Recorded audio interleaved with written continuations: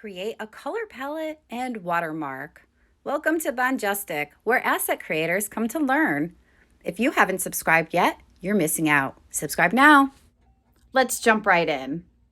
Today, you're going to learn how to do a color palette for a logo and also how to do a watermark over the logo to protect your artwork.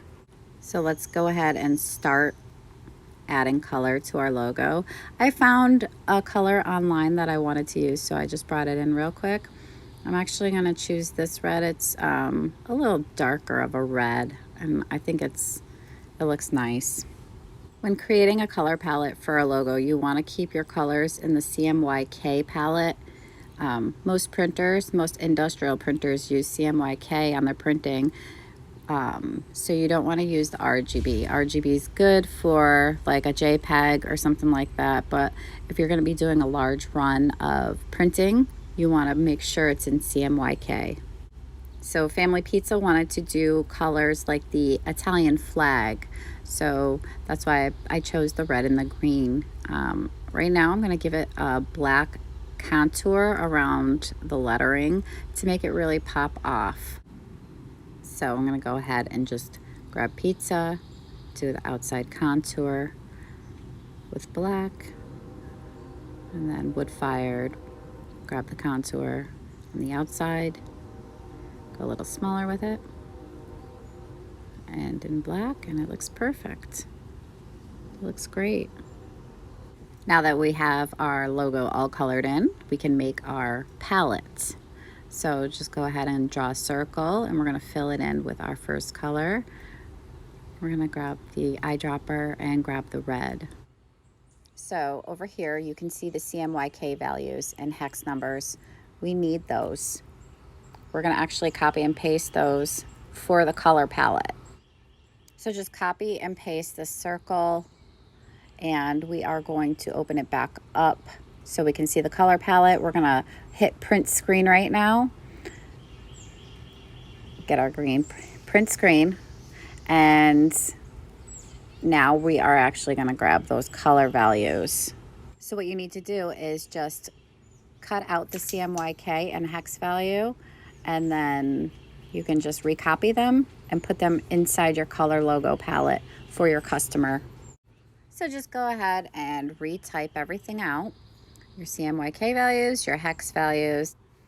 You want to shrink your font down to about 12. Align everything, center it all up, make it look nice. And let's work on the green now. So we're going to do the same exact thing for the green. We're going to go ahead. Okay, so copy your red, paste your red down.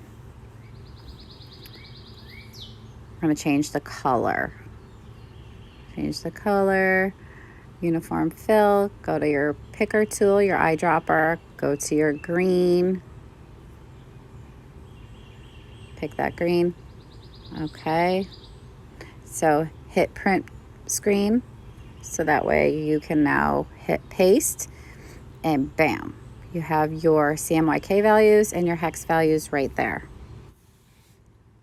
So now you can just cut this out, put it there, and copy and paste your previous hex values and Cmyk values, and just go ahead and put in the new ones that match the green color.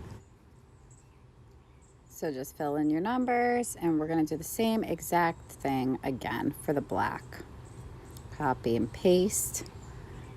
We're going to change the green to black, so uniform fill, grab your eyedropper, pick your black, hit the print screen button, copy and paste, cut those out, and fix your numbers here. Just change your numbers up to make it match. And voila! You have a color palette.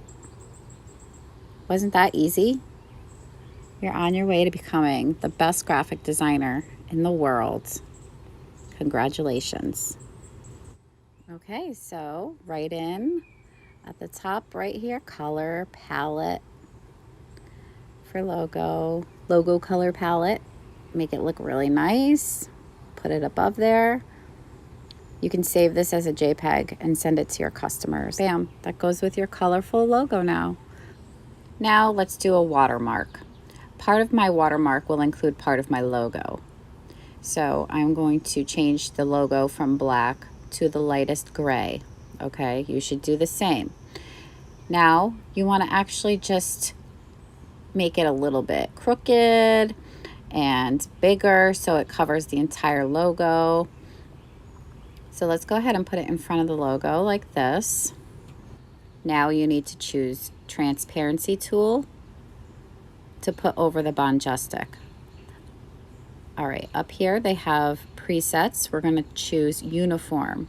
Then over here we can choose whether we want it more see-through or more opaque. We want it more see-through, so that way they can still see through it and see their logo.